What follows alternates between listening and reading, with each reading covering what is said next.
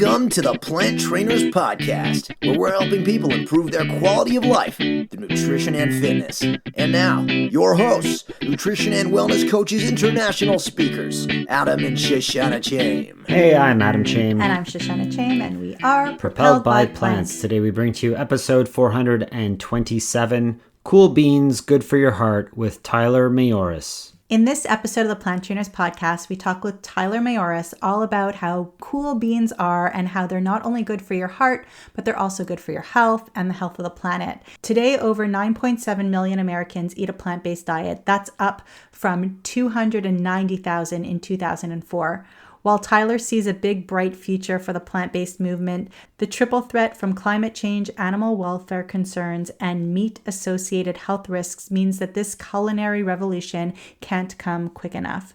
We cover so many topics from climate change, gas emissions of vegetables, upcycling food, and freezing your own burritos. A lot of cool new concepts in this podcast for sure. Tyler is giving a glow up to the world's most underappreciated superfood, the bean. A passionate impact investor and entrepreneur, he co-founded Cool Beans with a vision of bringing sustainable whole food goodness to the frozen food aisle. Inspired by his journey to a plant-based diet, he's making it easier than ever to eat clean, minimally processed foods that's good for your body, your soul, and the planet. You're going to love this episode. Can't wait for you to hear it, and feel free to share it out. Enjoy the show. You know I love talking about poop, but I hate feeling unclean or having to shower after every visit to the loo. So I decided it was time for a Hello Tushy bidet. Stay tuned because I'm going to tell you more about how to save time, money, and resources in just a little bit. But if you must know more about what I'm talking about, you can go now to hellotushy.com/planttrainers and get 10% off your order and free shipping. That's a gift that they're giving you. This purchase is the one that's going to keep on giving or cleaning. And now for a moment of gratitude. We had the opportunity to visit with a lot of our family back in Montreal, who we haven't seen in quite a while. And it was just wonderful to be together with the older generations and really just spend quality time. I'm grateful for all the meal prep that you've been doing on the weekends and making it super easy for me to just grab some food, put it in my bag, and bike around to school. So thank you for doing that. Tyler Mayoris, thank you so much for joining us on the Plant Trainers Podcast today. Yeah, thank you for having me. I have to confess, I'm geeking out because I've going through you guys have interviewed all the heavy hitters of the plant-based movement, and so it's a real honor to be here for sure. Thank you so much. Thank you. Yeah, we've had some wonderful people on, but just because their names are well known, it doesn't mean that the people whose names aren't well known don't have just as much to offer and inspiration and information. But it is humbling, all the guests we've had on, including yourself. We're really excited for today's interview, and we wanted to know before we started if you have a moment of gratitude that you'd like to share. Yeah, I'm really grateful for all the people that work so hard to come up with a vaccine or 3 vaccines so quickly, because just this past couple of weeks in Chicago, they had Lollapalooza, and I just saw an article this morning that said that there were only 203 cases in the 2 weeks since Lollapalooza because they required vaccines and masks, and so it's really great to see that they were able to do that and make life livable again, because I can't imagine being in lockdown the way we were for another year. I think everybody's really looking forward to being able to move about as they wish with no more restrictions. It's time. And hopefully it continues to go in a positive direction and the numbers of cases go down and everywhere starts to open up a lot more all across the world. So that's what we're looking for. So tell us a little bit about how you found a plant-based lifestyle and what changed for you. Yeah, so I have been a private equity investor for about 20 years, and the last 12 of that was focused on food and agriculture. And I started moving more and more towards sustainable food and agriculture, things that were fixing the agricultural system that we had. And at one of the conferences I was at, I learned about the climate impact of animal agriculture, which I didn't know before then. And I was blown away. They were saying it was 15%. I didn't believe them. I actually went and calculated that number myself after the conference. and used USDA data and came up with 16 to 19%. And so that just was a huge trigger. I've been a big climate advocate for probably 7 or 8 years, and I saw that and I said, geez, we're part of the problem if you're eating meat and dairy, and we had to switch away from that. And so I started the path. It took me about 2 months to get fully vegan, and I was fully vegan in early 2017, and it's been a great journey the whole way. So you mentioned that 16 and 19%. Can you explain to our listeners what that really meant? Like, what does that number mean? Yeah, so most people think, when you calculate the number, you're looking at just the animals themselves and raising the animals, which, mind you, we have a lot of those. We have, I don't know what it is. It's something like 5 to 6 times the number of humans on Earth are animals that we have. But that's only a small portion of the number. The real number comes from all the inputs to basically have those animals. So if you think about the farmland, 65% of our farmland is used to raise food for animals, which is crazy. So you think about not being able to feed 10 billion people. Well, if you just switch that ratio right there, you could do it. If you just raised, food for humans. But that is also monocultured crops.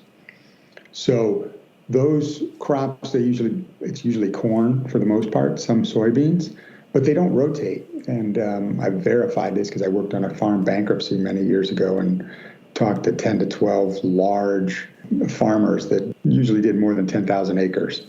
And none of them rotated crops. They basically just planted corn because that was the most economic thing they could do. And that's GMO corn that's being fed to animals, basically. But when you monoculture like that, you kill the soil. So the soil doesn't have nutrients. Plus they spray glyphosate on it. That also kills all the bacteria in the soil. So you basically have dead earth, and they have to put NPK on it every year, which is nitrogen, potassium, and phosphorus. And those 3 elements, or fertilizers, if you will, very carbon intensive. Nitrogen, you actually heat up the air with oil, basically, by burning oil, and to a very high temperature to create a chemical reaction to create liquid nitrogen. And then potassium and phosphorus are mined. And so all 3 of those are very carbon intensive. That's what they put on the soil so that stuff will grow on it. And then about 35% of it runs off into our waterways and creates the red tides that you see in different places where no marine life can live. So it's just an ugly, ugly process. But all those inputs added together, and you add each one of the little elements together, and it all comes up to this number that's about 16 to 19% of all of the greenhouse gases in the U.S. Wow. And, you think before we got into this plant-based lifestyle and understanding more about that, I was all about the quick showers and turning off the water when I washed my dishes and only turning it back on, when the soap needed to come off. So what kind of an impact do you think those kind of things make overall on the world? Probably really small. I mean, if you, some people have done, there's a great book called Drawdown where they talk about there's about 70 to 80 different things that we could do to really reduce carbon and start drawing down, sequestering carbon. And 2 of the top 5 are related to food. One is go to a plant-based diet or a mostly plant-based diet, because that's such a huge impact. And then 2 is reducing the amount of food waste, because 35% of our food is wasted all along the supply chain, not just at the consumer end, but all throughout the supply chain.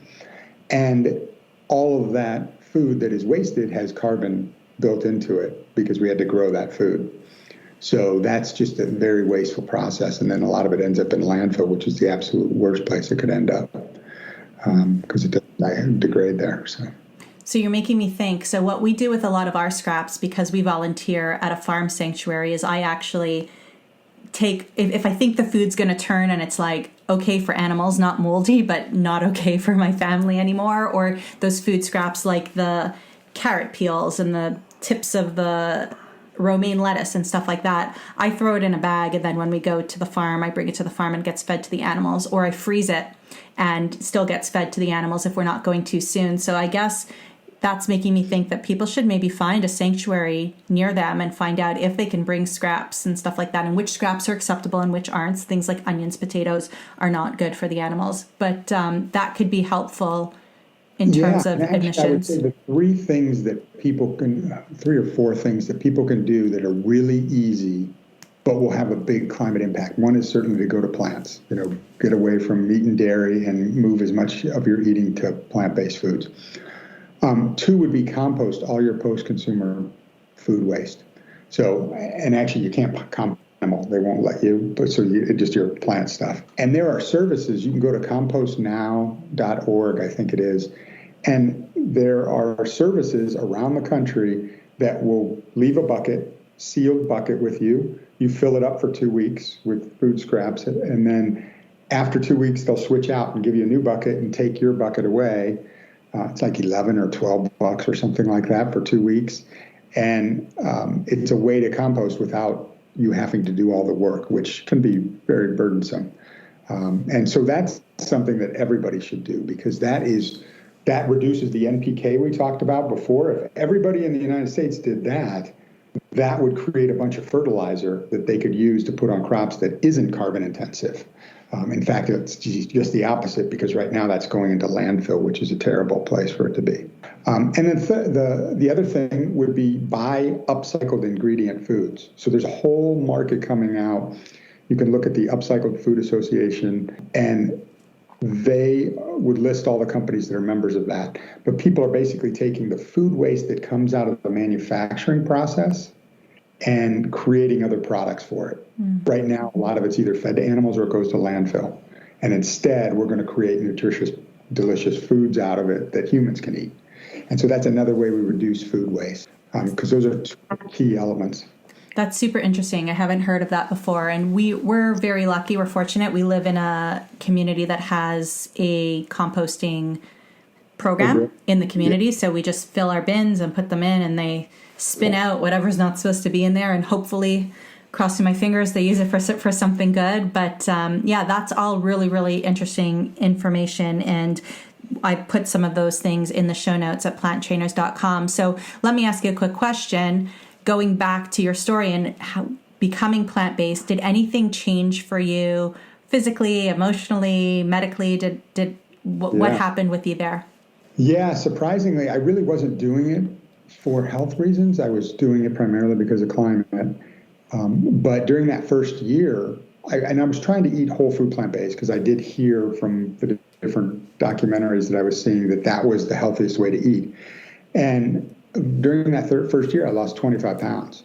And I had been trying to lose weight for probably 10 years. I'd kind of gradually gained weight a little bit all the time. And it was a real struggle. And I used to count calories and tried low carb, tried all these different things, and none of it worked. But then just eating whole food plant-based, it just fell off, and I wasn't even trying. I was never limiting my food or calories or anything. I just ate when I wanted to eat, and luckily the pounds went away. So yeah, that was a big, huge benefit. And it's impacted my family, because they saw that and also have now changed their diet somewhat, not completely to vegan, but they definitely saw the benefits. That's great. And it makes me think, as you talk about, trying low carb diets before, and now you're a big person screaming from the rooftop saying carbs are not our enemy. So talk to us a little bit about that. Yeah, it's one of the things I found out after the fact, I didn't know at the time, was that carbs are really necessary for our body. That's, in essence, what the cells use to regenerate. And so when you go on one of those low-carb diets, the reason you're miserable is because it's your body screaming at you, this is not right, you need those carbs. And so now I joke that I'm on a high-carb diet now, but it's all the good stuff, right? It's beans, and it's fruit and other veggies, and those are great for you, and you can't go wrong with those things. So I just want to pause here for a moment. Since we're talking about beans, of course, we need to talk about poop. And I am super excited to be telling you about Hello Tushy. For those of you who have been listening a while, I love to talk about poop. I also love to reduce waste and reduce chemicals. Well, Adam installed this bidet for me in under 8.5 minutes. It requires no electricity, no additional plumbing. We even got the Tushy Ottoman. It helps you poop 100% of your poop 100% of the time. And then we pat dry with the bamboo toilet paper. I can't stop telling our friends about it, and Adam kind of wishes I would. So stop wiping your butt and start washing with Tushy. We are so glad that we did. You can go to hellotushy.com/planttrainers. They're going to give you 10% off your order and free shipping. We don't make money off this, people, but we love it too much not to share. And now back to the show. So as someone who's promoting beans, and I got to go here because I know we're going to have listeners that are going to ask these questions to us later, but there's a certain doctor out there who's concerned about the lectins in beans, and I'm wondering how you respond to those questions because I'm sure you get them often. Yeah, I mean, that's one doctor, and he really is selling supplements. He's a supplement salesman, basically. He's like the old snake oil salesman from the past, right? And he does a huge business. It's multi-$100 million business selling supplements. So that's what he's doing. If you cook your beans, if you soak them overnight, that's even better. But if you cook your beans, all the lectins are gone. They boil away, and I eat tomatoes all the time. I don't have any negative health impacts from them. So I frankly don't know what he's talking about. And I have to trust in people like Dr. Michael Greger, who said it's complete bunk, and Dr. Kahn, and, the people that really know the science behind it, that it's just garbage. I know we've talked about it before, and I just like to get that same point across from as many people as possible because it is complete bogus and people are not having the issues that doctor's claiming. And beans are good for us, and we should be eating them on a plant-based diet, and they're amazing foods. However, there's some people who are not processing them properly yet and need to do a lot of gut healing before they get there, but that's not a lectin problem. That's other things too. So we are sensitive to the people saying, but I can't eat beans. We get it. Not everybody, but the way that it's being presented and the way it's being marketed on the other side is marketing. Is not truthful either. And we do love beans. And when we first went plant-based, we did go bean overboard. Yep. We went bean overboard and we were like, woo, we've got to do something about this in the house too, so definitely, dive, if you're not there yet, dive in slowly, get your system used to it for sure. What do you love about beans? Well, and one of the other sad things about that guy talking about negatively about beans is that we're all fiber deficient. Like 95% of Americans are fiber deficient, and beans are one of the most fibrous foods you can possibly eat. And so I know you've had Dr. B on a couple times, and love that guy, and the whole Fiber Fuel book. When we set out to make cool beans, I was really big into sustainability agriculture-wise. And so we decided, built into the whole system, a diversity of plants. So we wanted a wide variety of plants and a wide variety of beans, too, different beans. And so in our first 3 wraps, we've got 17 plants in those beans.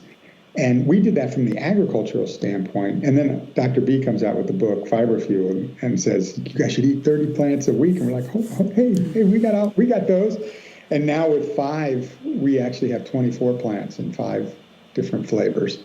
So, yeah, I love beans for that. And frankly, it's completely changed my cravings with the gut bacteria changing. Beans and rice and Chipotle and those kinds of things are something that I desire much more than I do for anything meat-wise or anything like that. So for sure, it's changed everything in my gut. I could easily go for a burrito for a mid-afternoon snack any day of the week. I don't need sweet. I don't need salty. Just the flavors and the texture and the beans, which then fill me up till I need to eat next, is huge. The kids love burrito. Like, we love burrito night in general. So anytime that we can get as many plants into us in our hand as possible, we're winning. No cutlery is okay with us. That's right. The other nice thing is they, like you mentioned, they crowd out calories too. So our wraps have 220 to 250 calories each, versus most of the other people have 300 or more. And people always say to me, well, will that fill me up? I eat 1 for lunch, and that's plenty because you basically have the beans, which really sit, and they they fill you up nicely. So absolutely, it works. What is your favorite combination that you put into a burrito? Well, my favorite of our flavors is spicy chipotle. I love that flavor. And when our food scientist came up with it, so I used to make these myself before we had anything. And I would just basically make curries and different things, and then I'd basically let them cool and wrap them into wraps and freeze them so that I could take them to work. And so I was trying a lot of different things. When we came out with the first flavors, we tried a bunch of different flavors that she had come up with. But that's right from the very beginning, the smoke, and we originally called it smoky chipotle because it's got a smoky flavor to it. But we figured we better say spicy because it has a bite, and people that aren't used to spice, it has a real kick to it. But I love that smoky flavoring that comes with it, and that really. So that's my favorite flavor of our flavors. But the other thing I've done breakfast things. I've used fruit. I often eat fruit in the morning for a bowl, like blueberries and flaxseed meal and walnuts. Some of Dr. Greger's favorites. But you can roll those into a wrap as well, and those taste really good. It's almost like a dessert then, as opposed to kind of just a bowl. I've never had one of those before. Yeah, you can pretty much put anything into a wrap, but I love that tip that you just gave before in filling your wraps, rolling them up, freezing it, and then being able to take it to work or to school the next day or during the week. It's such a quick and easy way to have your lunch prepared. And I know that you've gone ahead and taken that idea and built a company out of that, but it's such a smart concept that anybody could really do at home pretty easily. Yeah, we had really limited freezer space where I was. We lived in a city, and I couldn't just stick a big bowl of something into the freezer. And then what are you going to do with it? You got to thaw it, and then you're just going to take a little bit out. And so I was like, how am I going to freeze this stuff? And so I put it into individual wraps that I could then just separate with saran wrap or something in the freezer. It was really easy, and it was space efficient. So when it thaws out the next day, does it get all soggy, or how do you avoid that from happening? So when I do the breakfast ones, no. I mean, it's kind of cool because I do this with my breakfast stuff too. I put frozen blueberries in overnight in the fridge and then bring them out in the morning, and it gives it kind of a chilled flavor. So you can do the same thing with these wraps. You could just take a frozen one, put it into the fridge. I would heat them up then. So I would eat them heated. Mm-hmm. So it really depends on, you got to get good at rolling the burritos because it's not easy. I sucked at the beginning and they were always open at the ends, and then it's going to spill out. But when you learn how to do it, then it's much easier to cook in the microwave and not make a mess. You got to get an even tuck. Yes, exactly. Yeah, exactly. It's fun. It was kind of fun teaching our kids, as they grew and started rolling their own burritos, and they're like, which way do I go first? Do I go this way first? And like, it would end up more like a package, right? Like some kind of like flat square kind of thing. Yeah. Yeah, right, exactly. So what kind of tips do you have for, sometimes with frozen burritos, when you go to unfreeze them and follow the microwave directions, sometimes they'll stick to the bottom of the plate, or, when you flip them, you kind of don't do it evenly and they'll tear. So what kind of tips do you have for people to get that really even burrito shell when they're defrosting their burritos? Yeah. So when we first started, we have a gluten-free wrap too, which is unique, and there wasn't one on the market. So we had to develop that with our co-packer because we couldn't find anything that worked. So at the beginning, they weren't as good at making them. And so we have in our instructions, put a wet paper towel over the top and then cook both sides, right? I don't even use the paper towel anymore. They've become so good at making these burritos, and they're crispy and really good.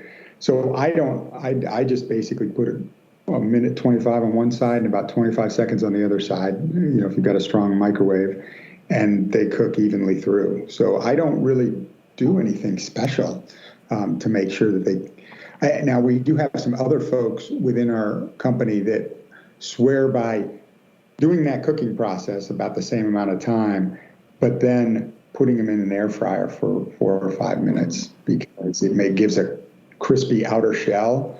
And I don't have an air fryer, but I'm dying to try that because they say it's just unbelievably delicious. So you could probably get the same feel from putting it in a toaster oven for a little bit as well.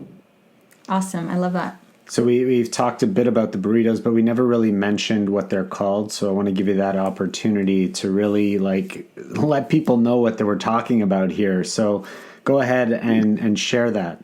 Yeah, so it's called Cool Beans. And, when we first went down this road and we really wanted to focus on beans because they're so good for you, I thought, God, that would be a great name if we could get it. And we weren't able to get the website name Cool Beans. And frankly, can't get a hold of the person that owns it. Nobody seems to just kind of out there. But we've got Cool Beans for the website. But we were able to trademark Cool Beans for the frozen aisle for our dinners and whatnot. And that was huge. And when we saw that we could get that, we really loved that name. And kind of, you can see our marketing is a little bit kind of hippie and whatnot that fits very well with that 60s vibe of Cool Beans. But what's really unique about our wraps is we really wanted them to be whole food ingredients. So all we have inside is beans, veggies, whole grains, and spices. No fake meat, no fake cheese, and no mush. We don't, like most people make a stew, like I was doing originally, a curry or whatever, and then letting it cool and then wrapping it into a burrito. But in ours, you cut them open and you actually see the beans and veggies spill out because we don't have the mush. We don't have the stew. All the flavor comes from the actual beans and the veggies themselves as well as the spices. So it's very spice forward, which is cool. Love products that use real food in there without the extra fillers and additives and all that extra stuff. So appreciate you doing that and having that available to people who need fast food on the go. And that's kind of someone looking for a meal that they don't have time to prepare. They could pick one of those up, and it's always a good option. Yeah, absolutely. Great. So if people wanted to learn more about what you have to teach or about Cool Beans, where would you like them to go? So certainly our website, ecoolbeans.com, that's where you have a store locator. You can find out where places are locally as well as some of our e-commerce partners that are where it's available. And then on Instagram, we're at lovecoolbeans.com. at lovecoolbeans, so LUV. And then most other places it's eCoolBeans, like Twitter's eCoolBeans.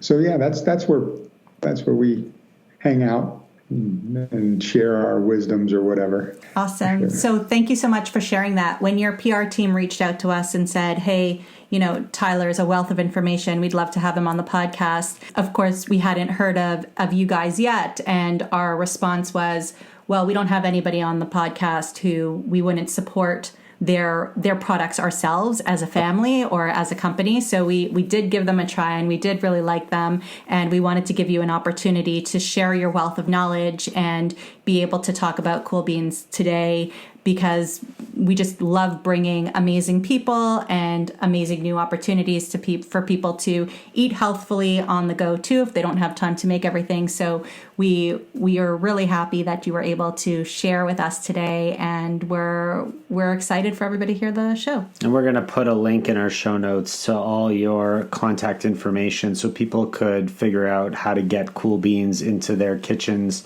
and enjoy those burritos. So thank you, Tyler. We really appreciate you taking the time to be on the Plant Trainers podcast. Yeah, thank you. And thanks for what you guys do. I think it's amazing the information that you bring to everybody with all the amazing guests. So keep it up the good work. Thank you. Thank you. Thank you all so much for listening to this edition of the Plant Trainers podcast. We want to make sure that you subscribe on iTunes, Google Play, iHeartRadio, Stitcher, or any other podcasting platform. We really appreciate the feedback we receive from you. Every time we get a 5-star rating or review on iTunes from one of our fans, it really helps other people find us just like you did. Thanks so much to our patrons. To become a patron, visit us at patreon.com/planttrainers. Even supporting us with $1 $1 really makes a difference in the quality of the show. And don't forget to connect with us on Instagram and Twitter. Our handle is @PlantTrainers. Like Plant Trainers on Facebook, join our newsletter, and check out our website at planttrainers.com for awesome recipes, a list of our services, and of course, our latest podcast. We encourage you to email your questions to info@planttrainers.com so that we can help you improve your quality of life through nutrition and fitness. So we hope we've inspired you today. Join us again next time and have a healthy day. Or is that too corny? It's a little cheesy.